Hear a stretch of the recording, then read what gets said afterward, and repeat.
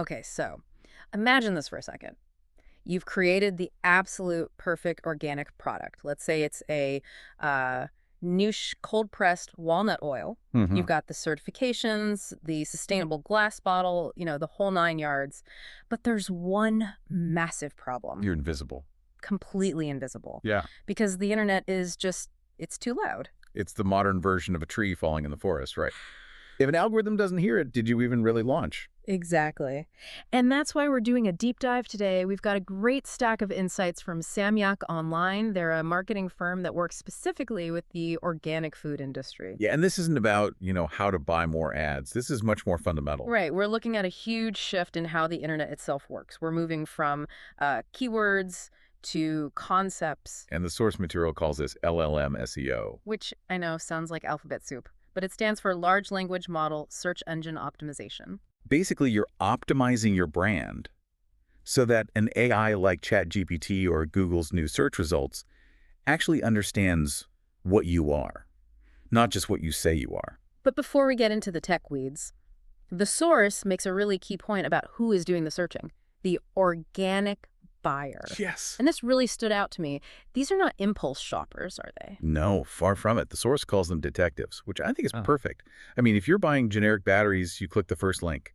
Done. Yeah. But if you're buying, say, organic baby food, you are turning into a researcher. You're reading the label, checking the farm's location, looking up what regenerative agriculture even means. So the window to actually capture their attention is during that deep research phase. Precisely.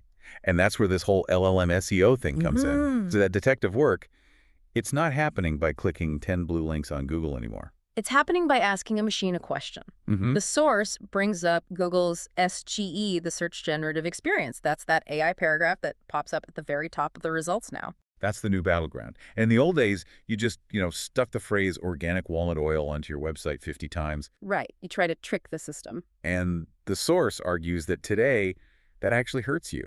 The AI is too smart for that. Yeah, there's a quote in here that I actually circled. It says, "Modern SEO isn't about tricking search engines. It's about writing content so clearly that even AI understands your value."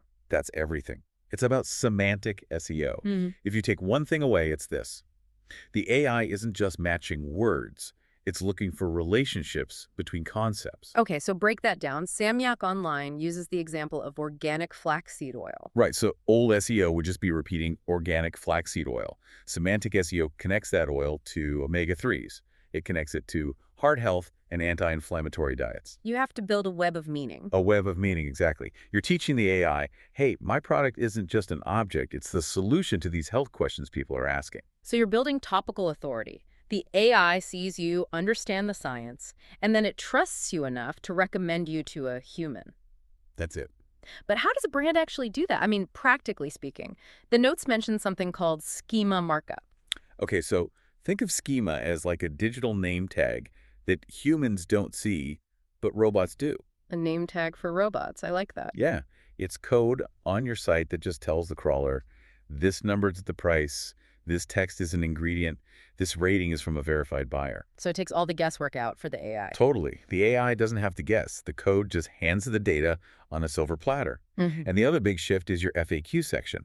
Stop writing generic marketing fluff. Okay. The source says you need to answer the specific conversational questions people are actually speaking into their phones. Like, is this oil safe for high heat cooking? Exactly that. Because if you answer that question clearly and concisely on your site, you become the source material for the AI's answer. It's just fascinating. We're basically curating our brands for a machine audience first, just so we can reach the human audience second. It's a filtration system. Oh, And the filter is data clarity. The brands that speak robot the best get introduced to the humans. which brings me to a final, maybe provocative thought to wrap this all up. The whole organic movement has always been about farm to table. Very human, messy, emotional stories. Yeah, the story behind the food. Right.